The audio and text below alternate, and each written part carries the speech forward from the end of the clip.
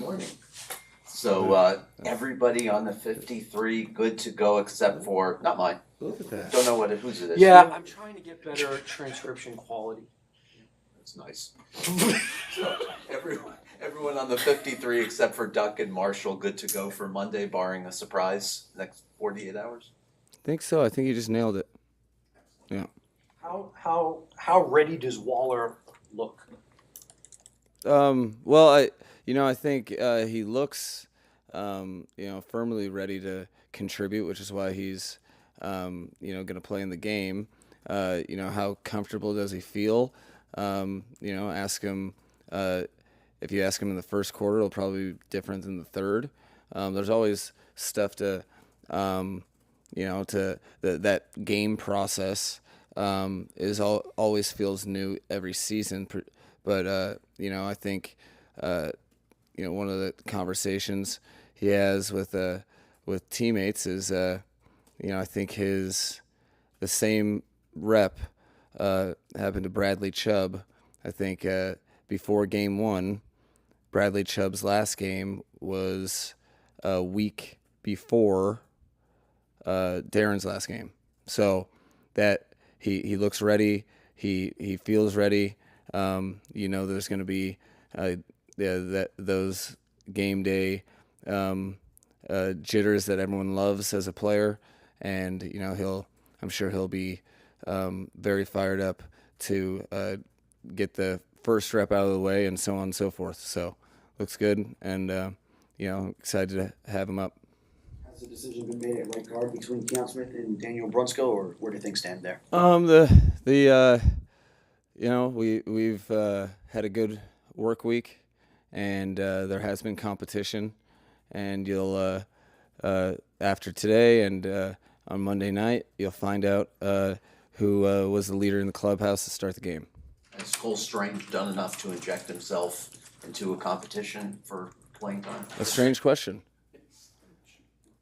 No, he's really attacked the technique and fundamentals that we use, and he's made himself part of the crew just by his buy-in and bold attack at the things that we do. So he's had a good week.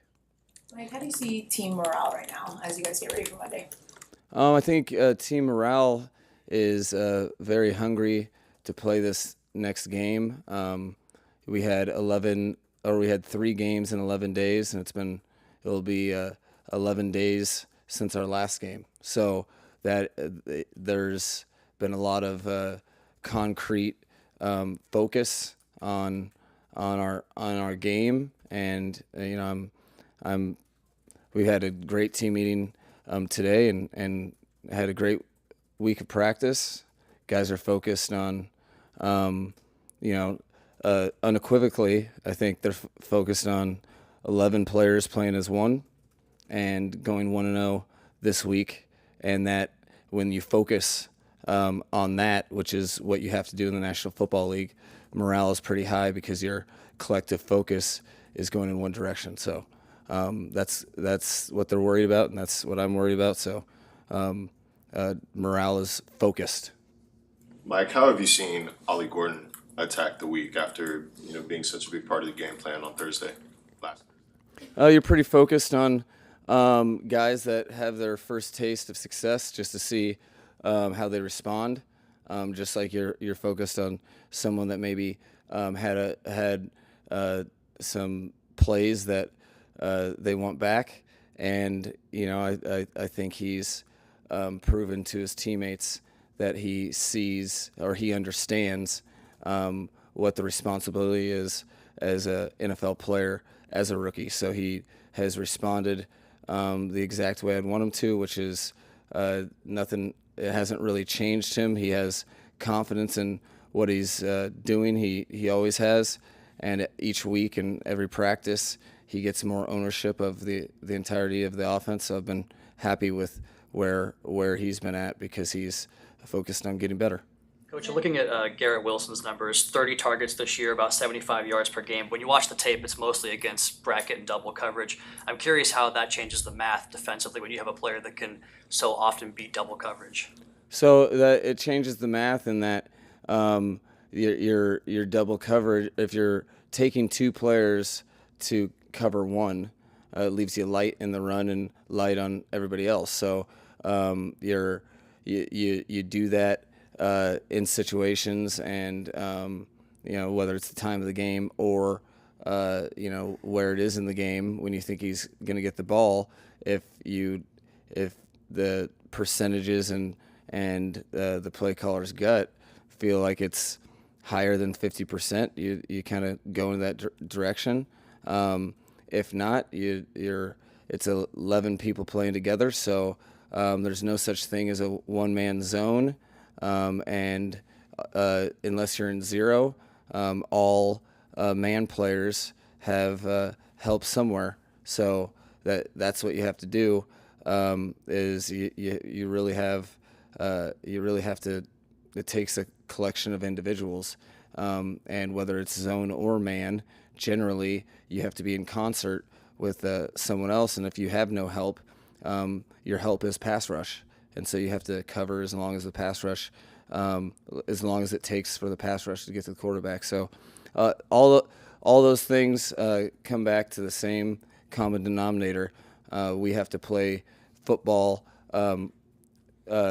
collectively together and understand that there is no one-man mission to stop a guy. And generally, if someone's covering him and he gets a target, it's between the person covering him and the guy that you have help with, whether it's a hole player or another safety or a player deep to short a linebacker as a hole player or a safety as a deep to short player. Regardless, it takes two to tango, and two people to generally occupy that player in zone and man. Mike, through your career, what qualities do you look for to determine whether a receiver should be on your menu as a runner? Like with Debo, as Kam obviously did it briefly, and now Malik. What qualities do you look for that make a receiver capable of doing that in your mind? And what does Malik have to be able to do that? So I think the commonality with all of them is that they're a playmaker with the ball in their hands. So that's the starting point, because you're trying to find more ways to get them the ball. And then there's some players that are very good with the ball in their hand that have a unique natural ability to see defenders but press blockers so they can set the blockers up for success. Malik is very adept at feeling zones like a running back and running one gap at a time and making a defense pay.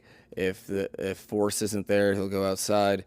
If they overrun it, he'll go inside. So, and all those components have to do with who he is as a natural football player, which is inherently tough. You don't take guys that aren't super tough and can avoid major contact by seeing lanes and being efficient with yardage.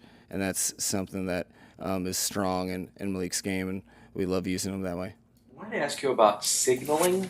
Robert Saleh said in a press conference that the Jaguars coach Liam Cohen and people in that coaching tree have an advanced but legal signal stealing system. It's not like college where you're holding cards or you have three guys with the arms. So what might I find interesting about how signals can be stolen, and have you ever felt like the defense somehow knew run pass, like they figured it out? I've worked with Sean, and I've worked with Saleh. Saleh's my boy. What he's talking about is no huddle stuff, but even though Saleh's my boy, I feel like I'd be better talking about the Dolphins-Jets game. Speaking of the Jets, Not to be rude. speaking of the Jets, they're also looking for their first win. Is there anything that stood out to you on film that's not giving something away, I guess, for a game plan?